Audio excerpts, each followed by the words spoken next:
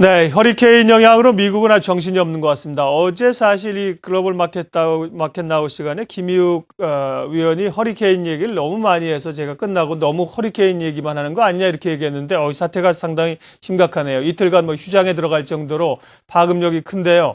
주식시장은 열리지 않았지만 여러 가지 미국 증시에 영향을 줄 것 같습니다. 자세히 알아보죠. 김희욱 전문위원입니다. 좀 어제 혼난 게 억울하게 느껴지지만 그래도 오늘 보상을 좀 받고 있는데요. 우리나라 증시는 외국인의 ATM이라는 아주 치욕스러운 별명이 붙어 있는데 어제 아시아 증시 가운데서 유독 우리나라만 외국인 매도세가 집중됐던 거는 글쎄 바로 이 태풍 영향으로 인한 이 외국인들의 현금 확보 전략의 일환이었다라고 풀이가 될 수 있겠고요. 또 환율 문제도 여기 엮여 있고요. 그래서 앞에 보신 대로 HTS에 나오는 그 자료만으로 외국인의 수급이 다 예측 가능하다면 얼마나 주식시장이 쉽겠습니까? 하지만 또 다른 불확실성에 오늘 집중해야 되는 하루가 되겠습니다. 자, 미국 측의 자료를 좀 먼저 보시겠는데요. 이틀간 휴장한 거는 이거는 상당히 이례적인 일이거든요. 미국 동남부에 폭설과 폭우 가능성이 있다는 미 기상관제센터의 자료가 나오고 있고요. 지금 보시는 대로 해안선으로 이렇게 쭉 올라와서 지금 대륙으로 상륙을 하기 직전인데요. 보는 것처럼 현재 우리 교민들도 많이 살고 있는 인구 밀집 지역 뉴욕과 뉴저지를 관통할 것이라는 예상이고요. 또 이렇게 동남부 산악 지역에는 기온이 급강하하면서 폭설, 그리고 뉴욕 같은 도심 내륙 지역에는 집중호우가 예고된 상태고요. 뉴스 속보 조금 전에 나온 거 보니까 1시간 내로 이 뉴욕주에 태풍이 상륙할 것으로, 그런데 이 올라올 때 이 트로피칼 이 태풍일 때보다는 세력이 조금 약화된 것으로 지금 현재 발표가 나오고 있습니다. 자, 그렇다면 여기에 대해서 또 어떻게 현실적인 분석을 해봐야 될지 CNN 보도자료 보시겠습니다. 이번 태풍이 이런 표현 잘 사실 안 쓰는데 좀 자극적인 표현입니다. 재앙이 될 수도 있다. 그래서 현재 6천만 명이 영향권에 들어있다는 내용이고요. 여기에 대해서 여러 가지 좀 단신들이 들어오고 있는데 뉴욕 남부 지역은 정전 가능성이 현재 경고가 된 상황이라고 나와 있고요.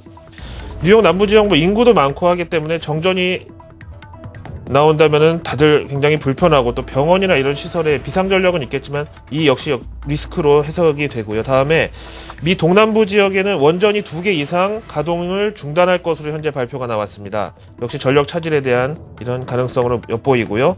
다음에 뉴욕과 펜실베니아 공항은 국제선이 지금 모두 차단된 상태고 철도, 항만, 그리고 버스 같은 대중교통 수단이 모두 지금 통행 정지에 들어간 상태입니다. 다음에 오바마 대통령과 롬니 후보는 모든 일정을 취소했는데 글쎄요, 오바마 대통령 입장에서는 이번 태풍 샌디가 워낙에 이 초대형급 이벤트인 만큼 여기서 만약에 정부의 대처나 이런 게 조금이라도 흠잡히면은 일주일 뒤 이 선거에도 치명적일 수 있기 때문에 무조건 별일이 없기만을 바라겠죠. 근데 피해본 사람들 입장에서는요, 아무리 자연재해라고 해도 당연히 속이 안 상할 리가 있겠습니까? 그리고 정부를 원망 안 할 수가 있겠습니까? 이런 차원에서 오바마 대통령에도 리스크가 되는 것으로 보겠습니다. 자, 다음 내용 보시죠. 그렇다면 과연 주식시장에 미치는 영향이 어떤 건지 먼저 첫 번째 내용 월스트리트 저널이 전합니다. 현재 금요일 발표 예정인 미 고용지표, 어떻게 보면은 미 대선 앞두고 있는 가장 큰 경제적 이벤트로 볼 수 있겠는데 현재 나이스 뉴욕 증권거래소 측의 발표에 따르면은 미 증시는 오늘 밤, 그러니까 화요일장도 역시 휴장할 것이 현재로서는 확실시 되고 있는데요. 미 증시가 이렇게 예정이 없던 하루 이상 휴장에 돌입한 것은 9.11 사태 이후로 처음인데 9.11 하면 또 떠오르는 게 그 다음날 우리 증시는 그냥 개장을 해놓고 시장이 열려 있었다는 이유 하나만으로 코스피 지수가 하루에 12%가 꼬꾸라졌던, 지금 지수라면 100포인트가량 날아갔던 그런 억울한 일이 생각이 나는데요. 당시에 차라리 미국처럼 같이 휴장을 했으면 오히려 피해가 덜 봤을 텐데라고 얘기하던 투자자분들도 많았습니다. 아무튼 이번에 노동부가 위치한 워싱턴 DC 역시 월가가 위치한 뉴욕과 마찬가지로 태풍의 직접 영향권에 들어가 있는데요. 이번 금요일 예정된 고용지표 발표 시점에 차질이 생길까봐 지금 걱정인 상황이고, 노동부에서는 이미 비상근무 체제에 돌입을 했지만 금요일 예정된 오전 8시 반에 고용지표 발표가 가능할지 아직 확신할 수 없다라고 아까 새벽에 발표가 나왔었다가 다시 업데이트해서 어떻게든지 차질이 없도록 발표를 하겠다고 만전을 기하겠다 보도자료를 냈는데요.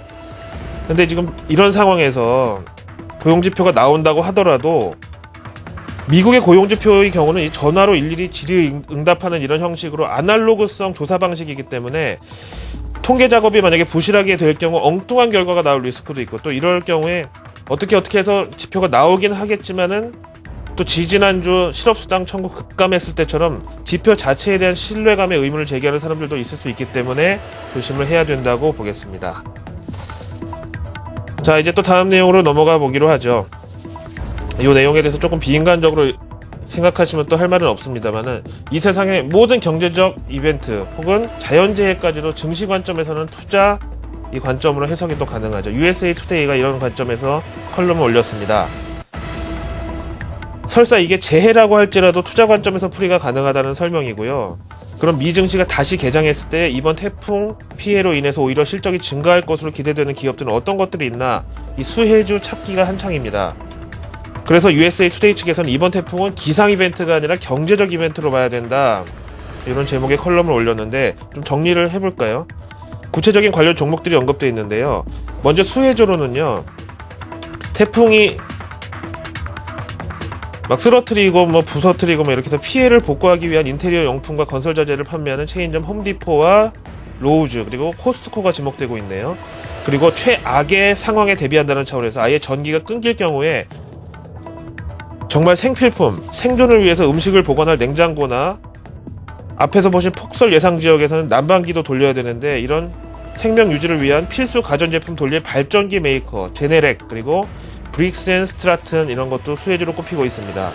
만약에 혹시 여기에 부품 공급하는 국내 기업들이 있으면 한번 기대를 해봐도 나쁘지 않겠고, 반대로 우리나라 증시 입장에서도 한번 학습 효과로 떠오르는 이 기업들이 있죠. 태풍이 있을 때 안 좋은 종목들은 당연히 보험 관련주, 다우지수 구성 종목인 트래블러스나 올스테이트 같은 보험주, 그리고 재보험사들 타격이 불가피할 것으로, 우리나라에도 재보험 관련주들이 있는데 조금 걱정이 됩니다.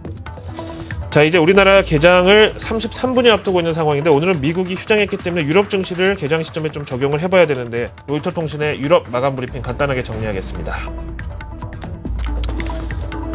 지금 뉴스 속보 보시면은 이 태풍 샌디가 1시간 이내로 대륙에 상륙할 것으로 지금 뉴스 속보가 관제센터에서 나와 있죠.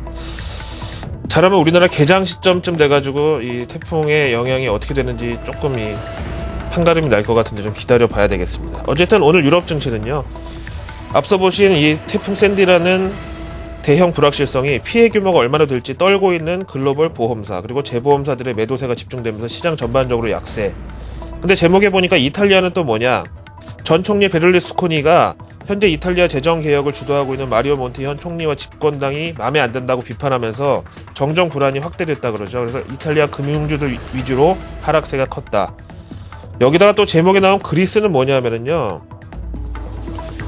그리스 은행들의 채무 구조 조정에 대해서 재무장관하고 은행연합회장이 양자 회담을 가졌는데, 이거 끝나자마자 기자회견에서 그리스 재무장관 야니스 스투나라스는 그리스 은행들은 지금 자금 조달이 절대적으로 필요하긴 하지만 자신들이 보유한 국채를 ESM 발행 채권과 스왑하는 데 있어서 현재 이런 수준이 대폭 할인된 가치로는 거래를 할 수가 없다라고 발표를 해버렸네요. 이래서 그리스 금융업종 지수는 하루에 15.97% 급락, 그리고 그리스 종합지수는 6.28% 하락입니다. 여기다 또 설상가상으로 스페인 마리아노 총리는 스페인 구제금융 아직도 필요 없다, 또 이런 얘기를 했습니다. 지금 도저히 좋은 내용이라고는 찾아볼 수 없는 유로존 소식도 함께 더해지고 있는데요. 여기다 또 이탈리아까지 같이 손을 잡았다 그러네요. 그리스 구제금융이 어떻게 되느냐에 따라서 스페인도 구제금융 영향받고, 또 이탈리아도 다음 타자로 대기하고 있는 상황에서 어떻게든지 앞에서 강하게 나가기를 바라는 이런 거죠. 자, 우리 증시 오늘 앞서서 MSCI 한국지수나 이 뱅킹 인덱스나 KBW 은행지수나 참고할 마땅한 게 없는 상태에서 오늘은 유로달러 환율을 좀 보시겠습니다. 일단 지난 6개월 동안의 흐름 보시면은 ECB의 OMT 발표한 이후에 동조와 경향이 뚜렷하게 나타나고 있었는데요. 앞에서 보신 유럽 증시 낙폭에 비해서는 유로달러 환율이 크게 하락은 하지를 않았는데, 태풍에 대비한 안전자산이 달러 수요가 증가하면서 달러가 강세를 보인 것을 감안하면은 유로화도 이제는 거의 악재에 대한 내성 혹은 하방 경직성이 어느 정도 견고해졌다고 볼 수 있겠고, 그런 차원에서 우리 증시도 오늘 이 갭을 좁히는 차원에서 코스피가 좀 올라줘야 되는데, 역시 또 환율이 문제잖아요. 근데 오늘 정도는요, 정말 이 달러가 한번 강세로 튀어도 이상하지 않을 시점. 그러니까 달러 원 환율이 한번 오늘 정도 반등을 하더라도 이상하지 않을 시점이라는 전제하에 어제 환율 증시 동반 약세에 이어서 오늘은 반대로 환율 증시 동반 강세로 한번 이 수급 안정을 기대해봐도 나쁘지가 않겠습니다. 자, 오늘 여러 불확실성과 맞이하고 있습니다. 개장표는 조금 긴장을 하실 필요가 있겠습니다. 화요일 글로벌 마켓 나우였습니다.